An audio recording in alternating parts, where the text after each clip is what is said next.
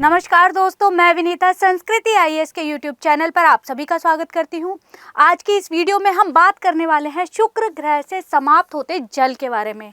एक टाइम था जब शुक्र ग्रह पर बहुत ही ज़्यादा मात्रा में जल हुआ करता था, लेकिन धीरे धीरे समय के साथ ये जल जो है समाप्त होता जा रहा है। इसके पीछे क्या कारण है वो हम देखेंगे। साथ ही साथ अभी वैज्ञानिकों ने ऐसी क्या नई खोज की है जो इस समाप्त होते जल से कहीं ना कहीं संबंधित है, उसको भी हम यहाँ पर देखेंगे। पर सब कुछ जानने से पहले, अपनी वीडियो की तरफ बढ़ने से पहले हम देख लेते हैं एक ऑफर हमारी संस्थान की तरफ से चलाया जा रहा है जिसे कहा गया है समर सेल। इसमें होगा क्या, आपको जो हमारे यूपीएससी के कोर्सेज हैं और साथ ही साथ जो हमारे पीसीएस के कोर्स हैं जैसे prelims plus mains, UPSC prelims का जो हमारे वैकल्पिक विषय हैं और पीसीएस के जैसे यूपी पीसीएस का फाउंडेशन कोर्स, राजस्थान का फाउंडेशन कोर्स, एमपी का जो भी हमारे कोर्सेज हैं, इन सभी पे आपको 50 से 75% तक ऑफ मिलेगा। और ये ऑफ़र कब तक के लिए है तो 1 से 5 जून तक ये ऑफ़र रहेगा। ये ऑफ़र हमारे सभी online live pen drive courses पर अवेलेबल होगा। चलिए अब अपनी वीडियो देख लेते हैं। हमारा टॉपिक क्या है, टॉपिक पे डिस्कशन कर लेते हैं। अभी हुआ क्या है, जो हमारे वैज्ञानिक हैं उन्होंने एक शुक्र ग्रह पर एक अणु के होने का अनुमान निकाला है। ये अणु कौन सा है तो Hc+O एक अणु है। उनका ये अनुमान है कि ये अणु जो शुक्र है उसके वायुमंडल में उपस्थित है और जिसकी वजह से क्या हो रहा है, ये प्रतिक्रिया करता है, एक रासायनिक प्रतिक्रिया करता है जिसके कारण हाइड्रोजन उत्पन्न होता है।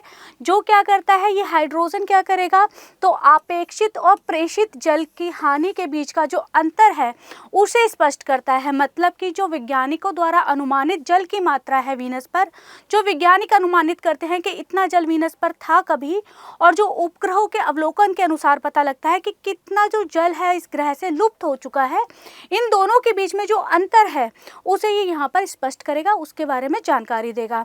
चलिए अपने इस टॉपिक से संबंधित मुख्य बिंदु देख लेते हैं। जैसा कि मैंने आपको स्टार्टिंग में ही बताया कि जो शुक्र है, शुक्र जो ग्रह है इस पे बहुत ज़्यादा मात्रा में जल हुआ करता था कभी।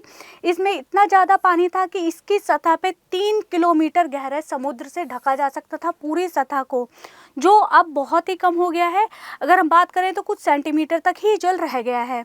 और यहाँ पर देखिए जो पायनियर जो वीनस है, ये एक मिशन है। किसका मिशन है तो ये नासा का एक मिशन है, ऑर्बिटर और रिसर्च मिशन, जिसने 1978 और 1992 के बीच में शुक्र ग्रह का अध्ययन किया। और उन्होंने इस अध्ययन के बाद जो साइंटिस्ट थे उन्होंने विश्लेषण किया, इसका रासायनिक विज्ञान का यहाँ पर यूज़ किया गया और यहाँ पर ये पता लगाया गया कि कहीं ना कहीं जो हमारा शुक्र है उसके वायुमंडल में एक अणु उपस्थित है। उसकी उपस्थिति का अनुमान यहाँ पर लगाया गया। से अप्रत्यक्ष रूप से उन्हें ऐसे प्रमाण मिले कि जिससे ये पता चला कि हो सकता है ये अणु यहाँ पर हो और जो प्रक्रिया कर रहा है और जो हमारा हाइड्रोजन है उसका उत्पादन कर रहा है। तो यही चीज़ आपको बताई गई है कि इसने क्या करा, HCO के उत्पन्न होने का, यहाँ पर होने का एक अनुमान लगाया। चलिए आगे देख लेते हैं कि हमारा जो शुक्र ग्रह है उस पर जो पानी है उसके कम होने के, खत्म होने के, नष्ट होने के क्या क्या कारण हैं। सबसे पहला कारण है कि शुक्र ग्रह का जो नारकीय वातावरण है, ये नारकीय वातावरण किसकी वजह से है, हमारे शुक्र ग्रह पर जो कार्बन डाइऑक्साइड संरचना है उसका परिणाम होता है हमारा ये नारकीय वातावरण। और यही जो कार्बन डाइऑक्साइड की उपस्थिति है उस पर, उसकी वजह से क्या होता है, हमारा ग्रीन हाउस इफेक्ट होता है। अब ये ग्रीन हाउस इफेक्ट जब होगा तो क्या होगा कि शुक्र ग्रह का वातावरण बहुत ज़्यादा गर्म हो जाएगा। साथ ही साथ जो शुक्र ग्रह की सतह है वो भी गर्म हो जाती है। अब जो यहाँ पर कहता है कि जो शुक्र ग्रह की सतह है, हमारा पानी का बॉइलिंग पॉइंट कितना होता है, हमारा पानी का बॉइलिंग पॉइंट होता है 100 डिग्री सेल्सियस।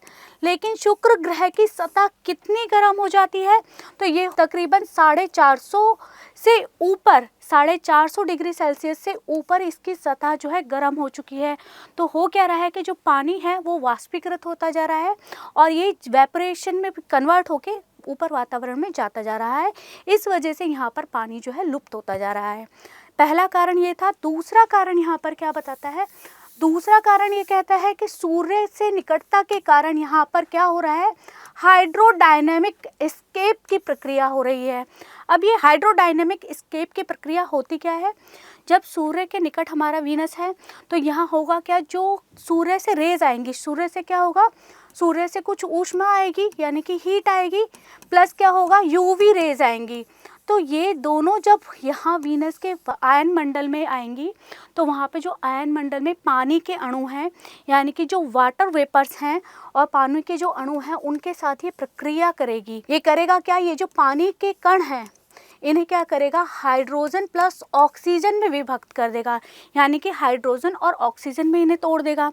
अब ये जो हाइड्रोजन बना ये किस लिए उत्तरदायी होगा, किस चीज़ के लिए उत्तरदायी होगा, यही हाइड्रोजन हमारे वीनस की सतह को गर्म करेगा। अब देखिए अगर हम एग्जांपल से समझे तो ये क्या करेगा, एक लेयर सी बनाता चला जाएगा। जिस तरीके से अगर मान लीजिए हम गर्मी में सो रहे हैं, हमारा नीचे का बिस्तर है, हम उसमें कंबल कंबल कंबल कंबल डालते चले जाएं तो क्या होगा, गर्मी बढ़ती चली जाएगी। इसी तरीके से यहाँ क्या होगा, हाइड्रोजन कि लेयरिंग होती चली जाएगी तो क्या होगा, यहाँ पर गर्मी बढ़ती चली जाएगी। और जब यहाँ पर ग्रह बहुत ज़्यादा गर्म हो जाएगा तो ये क्या करेगा, हाइड्रोजन को अंतरिक्ष में निकालना शुरू कर देगा, यानी कि हाइड्रोजन का अंतरिक्ष में प्रवाह होना शुरू हो जाएगा। अब हुआ क्या, जब ये हाइड्रोजन अंतरिक्ष में चला गया तो यहाँ पर जो पानी था, पानी के बनने के लिए जो एक मुख्य तत्व चाहिए था हाइड्रोजन, वो कम हो जाता है। इसी प्रक्रिया को कहा जाता है हाइड्रोडायनेमिक एस्केप। तो ये चीज़ आपको समझ में आई। अब आगे क्या है, आगे आपको बता देते हैं कि जो हमारा अणु मिला है वो किस तरीके की रासायनिक प्रक्रिया करता है। तो जो वायुमंडल में गैसीय अणु है, यानी कि जो ये कहा जा रहा है, अनुमान लगाया जा रहा है कि ये अणु हो सकता है शुक्र ग्रह पर। तो ये जो अणु है HCO+, ये किसका, हाइड्रोजन, कार्बन और ऑक्सीजन के एक एक परमाणु से बना होता है। अब ये क्या है, यहाँ पर आप देख रहे हैं ये क्या है, पॉजिटिवली चार्ज्ड है। तो ये क्या होगा, किसी नेगेटिवली चार्ज की तरफ ईजिली अट्रैक्ट हो जाएगा, क्योंकि हमारे जो अपोजिट चार्जेस होते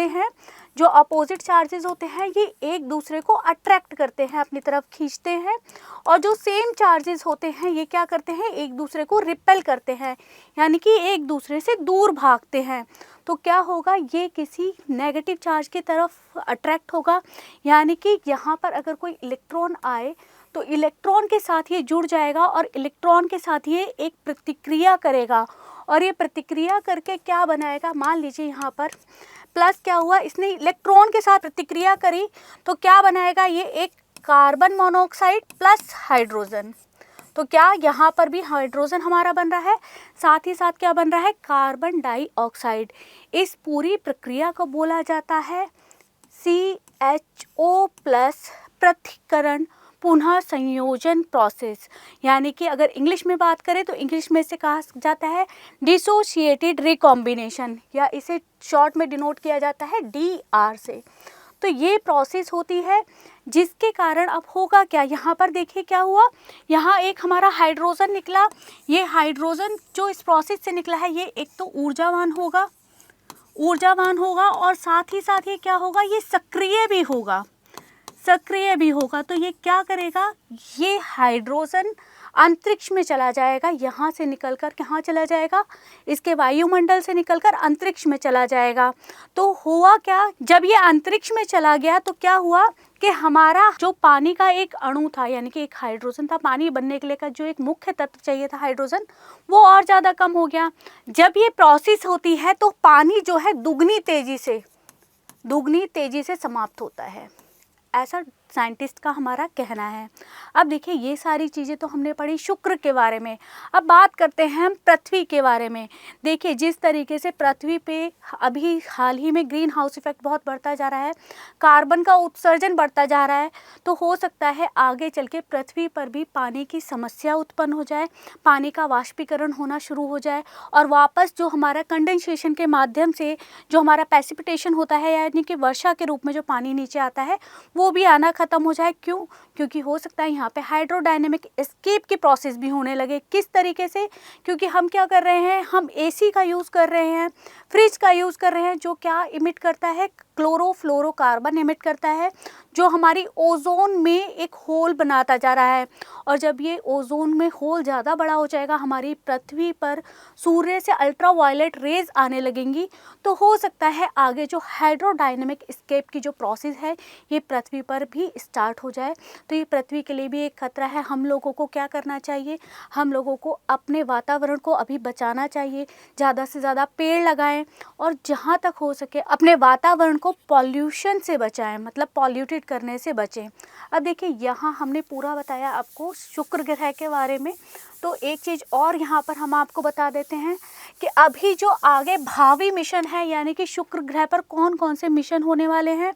तो अभी इसरो एक मिशन करने वाला है जिसका नाम क्या है, शुक्रयान 1। ये मिशन कब संभावित है, ये 2024 में हो सकता है कि ये मिशन 2024 में होगा। अभी जो है नासा का एक मिशन है, नासा का मिशन है हमारा जिसका नाम है देवी निसी, और ये कब होने की संभावना है, कब इसे भेजा जा सकता है, तो 2029 में ये मिशन शुक्र ग्रह पर भेजा जाएगा, अभी तक नासा का ये कहना है।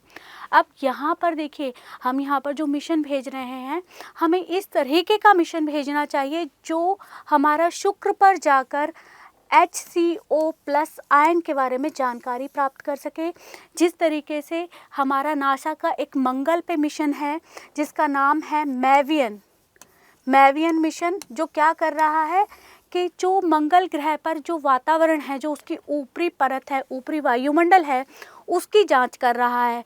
तो हमें यहाँ पर नासा के द्वारा या इसरो के द्वारा एक ऐसा मिशन भेजा जाना चाहिए जो शुक्र ग्रह के ऊपरी वायुमंडल की पूरी जांच करे और इस आयन के होने के पता लगाए, जिससे क्या होगा, हो सकता है हम इस आयन के बारे में पता लगाए, क्योंकि अभी तक जो संभावना हम जता रहे हैं उसके बारे में क्लेरिफिकेशन हो और हमें एग्जैक्ट कितना पानी था, कितना लॉस हुआ है और आगे हम इसको कैसे बचा सकते हैं, इसके लिए कोई रणनीति हम लोग तैयार कर पाएँ। तो चलिए अपनी वीडियो से संबंधित एक प्रश्न देख लेते हैं। प्रश्न क्या कहता है, निम्नलिखित में से किसको पृथ्वी का जुड़वा ग्रह कहा जाता है। बहुत ही सिंपल सा प्रश्न है, कई जगह PCS में पूछा जाता है और ये तो छोटी छोटी क्लास के बच्चों को भी पता होगा। तो पहला क्या कह रहा है, बुध है, मंगल, तीसरा है शुक्र, चौथा है बृहस्पति। इसका आंसर आप हमें कमेंट बॉक्स में बताइए कि कौन सा ऐसा ग्रह है जो पृथ्वी का जुड़वा ग्रह कहा जाता है। आज की वीडियो में इतना ही। अगली वीडियो में आपके साथ फिर मुलाकात होगी एक नए टॉपिक के साथ। अगर आपको ये वीडियो अच्छी लगी है तो वीडियो को लाइक कीजिए, शेयर कीजिए और चैनल को सब्सक्राइब कीजिए। धन्यवाद।